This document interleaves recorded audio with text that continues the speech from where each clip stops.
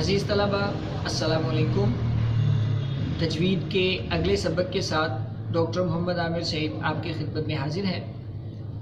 گزشتہ اسباق میں ہم نے حروف کے مخارج اور رموز اوقاف کو دیکھا۔ آج سے ہم حروف کی صفات کے متعلق پڑھنا شروع کرتے ہیں۔ حروف کی جو صفات ہیں بنیادی طور پر دو قسم کی ہیں، ایک صفات لازمہ اور دوسری صفات عارضہ۔ صفات لازمہ جو ہیں یہ ایسی صفات ہیں کہ جو ہر وقت ہر حرف میں موجود رہتی ہیں اور ان کے ادا نہ کرنے سے معنی بگڑ جاتے ہیں اور باعث گناہ بنتا ہے۔ اور جو صفات عارضہ ہیں یہ ایسی صفات ہیں کہ یہ ہر وقت ہر حرف میں موجود نہیں رہتی اور ان کے ادا نہ کرنے سے معنی تو نہیں بگڑتے، لیکن حسن قرات جو ہے وہ بگڑ جاتا ہے، خوبصورتی جو ہے قرات کی وہ باقی نہیں رہتی ہے۔ لہذا دونوں صفات جو ہیں، صفات لازمہ اور صفات عارضہ، دونوں کا ادا کرنا ضروری ہے۔ دونوں کی ادائیگی کی وجہ سے معنی بھی نہ بگڑیں گے اور حسن اور خوبصورتی جو ہے وہ بھی خراب نہیں ہوگی۔ اب دیکھتے ہیں صفات لازمہ جو ہیں وہ کیا ہیں۔ صفات لازمہ کو مزید آگے دو اقسام میں منقسم کیا گیا ہے، ایک صفات لازمہ متضادہ اور دوسری صفات لازمہ غیر متضادہ۔ اب نام سے ہی واضح ہے کہ صفات لازمہ متضادہ جو ہیں یہ ایسی لازمی صفات ہیں کہ جن کی کوئی نہ کوئی ضد صفت موجود ہے، ٹھیک ہے۔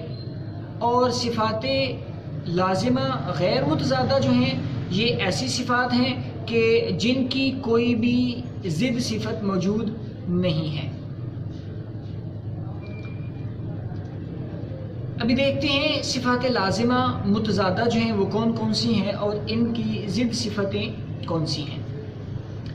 سب سے پہلے جو صفت ہے وہ ہے جہر،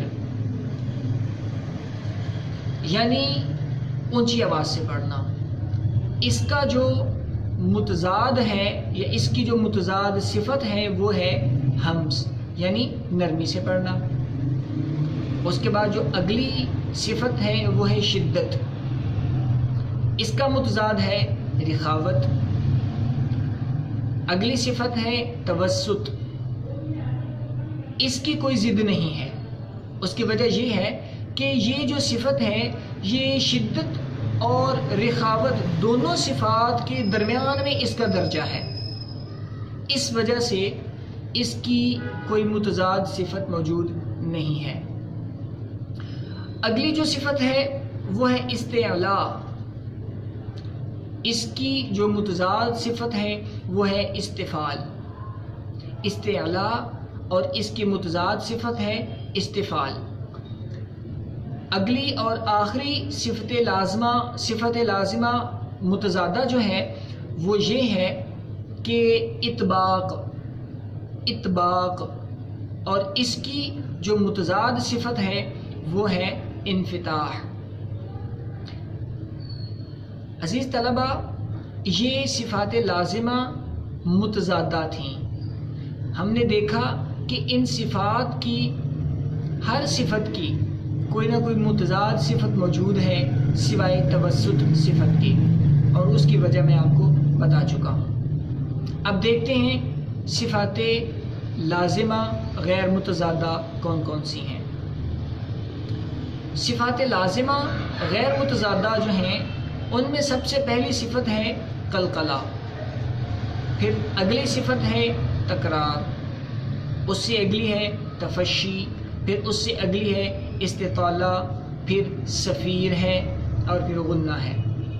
غنہ جو ہے یہ صفات عارضہ میں بھی آتا ہے، ٹھیک ہے، اور صفات لازمہ غیر متضادہ میں بھی آتا ہے. آگے دیکھتے ہیں صفات عارضہ جو ہیں وہ کتنی قسم کی ہیں اور وہ کون کون سی ہیں. صفات عارضہ 13 قسم کی ہیں، اور ان میں سے سب سے پہلی جو ہے وہ ہے اظہار، جس کا معنی ہے ظاہر کرنا، اور یہ 2 قسم کی ہے، اظہار حلقی اور اظہار شفوی. اس کے بعد ہے ادغام، یعنی مدغم کرنا، ملا کر پڑھنا. اس سے اگلی جو صفت ہے وہ ہے اخفاء، یعنی چھپانا. اس سے اگلی صفت جو ہے وہ ہے اقلاب، یعنی بدلنا.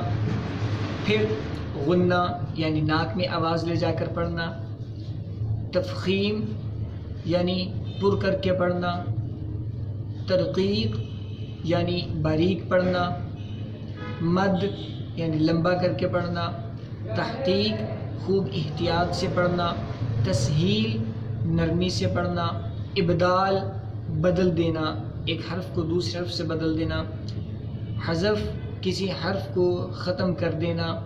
اور آخری جو صفت ہے وہ ہے امالہ، یعنی مائل کرنا. یہ صفات لازمہ اور صفات عارضہ ہم نے دیکھ لی، ان کی اقسام دیکھی اور آگے دیکھا کہ وہ کون کون سی ہیں. اب ایک چیز ہوتی ہے کہ صفات کمزور بھی ہوتی ہیں اور قوی بھی ہوتی ہیں، مضبوط. اس لحاظ سے اگر ہم دیکھیں تو صفات کو 5 اقسام میں منقسم کیا گیا ہے. صفات جو ہیں وہ 5 اقسام میں منقسم ہیں: قوی، اقوا، متوسط، ضعیف اور اضعف. قوی یعنی طاقتور صفت، کسی حرف کے اندر کوئی صفت جو زیادہ غالب ہوتی ہے وہ قوی صفت کہلاتی ہے. اور پھر ایک ان کی خوبی ہے اقوا. کچھ صفات ایسی بھی ہوتی ہیں کچھ حروف میں کہ وہ بہت زیادہ مضبوط ہوتی ہیں، وہ اقوا درجہ رکھتی ہیں. پھر متوسط ہیں، یعنی وہ درمیانے درجے کی ہیں، نہ تو بہت زیادہ قوی ہیں نہ بہت زیادہ ضعیف ہیں. اسی طرح سے پھر آگے ضعیف ایک درجہ آتا ہے جو کہ کسی بھی صفت کی کمزوری کو ظاہر کرتا ہے. اور پھر ایک درجہ آتا ہے اضعف، اضعف یعنی سب سے زیادہ کمزور. تو ایسی صفات جتنی بھی ہم نے صفات دیکھی ابھی، صفات لازمہ اور عارضہ دونوں، ان کے درجات ہیں.